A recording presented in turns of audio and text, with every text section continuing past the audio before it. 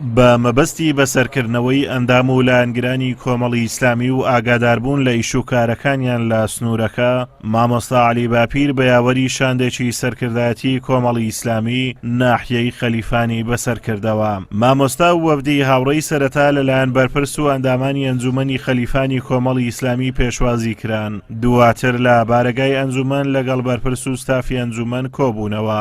لە کۆبوونەوەکەدا مامۆستا عەلی باپیر چەند ڕێنمایی و ڕاستپاردەیەکی پێویستی ئاراستەی ئامادەبووان کرد لە پێناو بەرەو پێشبردننی کار و پرۆژەی ئیسلامی و ئەجێندای سیاسی کۆمەڵی ئیسلامی لە سنوورەکە. هاوکات بەرپرسی ئەنجومەن سوپاسی مامۆستا عەلی باپیر و شاندی یاوەری کرد و سەرنج و تێبینی خۆشی بە مەبەستی برەودانی زیاتر بە کار و چالاکیەکانیان خستە ڕوو. دواتریش هەر لە چوارچێوەی سەردانەکەی بۆ خەلیفان کۆڕێکی جەماوەری لەلایەن ئەنجومەنی خەلیفانی کۆمەڵی ئیسلامی بۆ مامۆستا عەلی باپیر ساز کرا. تیایدا ژمارەیەکی بەرچاو لە مامۆستایانی ئاینی شارەدەی خەلیفان و خەڵکی ناوچەکە ئامادەبوون. لە بەشێکی وتارەکەیدا مامۆستا عەلی باپیر تیشتی خستە سەر ڕۆڵ و پێگەی زانایانی ئیسلامی لە ئاراستەکردنی کۆمەڵگە و ڕێگری لە هەر پیلانێک کە دژی دین و ژینی میلەتەکەمان بگێردرێت.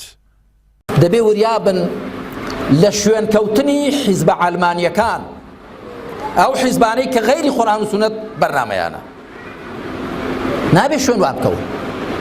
باشە تۆ لەگەڵ لایەنێکی ئیسلامی دانی مەبەقەی ناکە لە ماڵە خۆت بە باشە، بەڵام نابێ ببێ پاشکوی حیزبێک کە بڕای بە بەرنامەکەی تۆ نییە.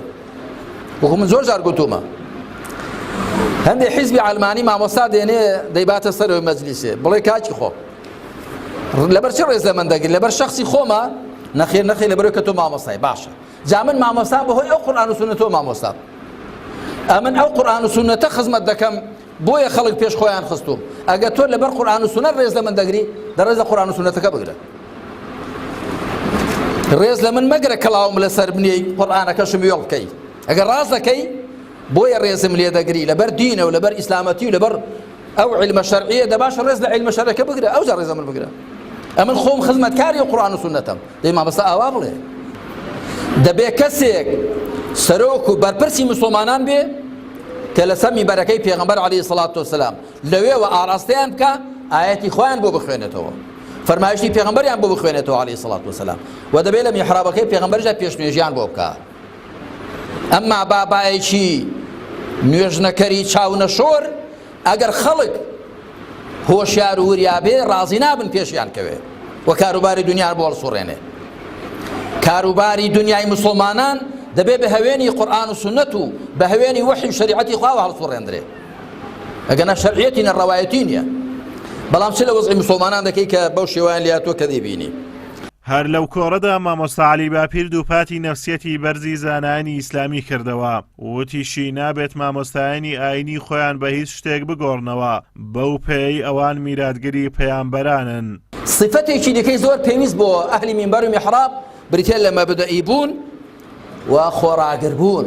مەبدەئی بێ، ئەو پرانسیپ و مەبدەئانەی کە لە پەیامی خوا وەریگرتوون لە قورئان و سونەت بە هیچ شتێکیان نەگۆڕێتەوە. ئەفڵان ئەمن زۆر پێم حەیفە حیزبێک کە بەرنامەکەی غەیری قورئان و سونەتە تەماع لە مەلایەکی بکە، زۆر حەیفە.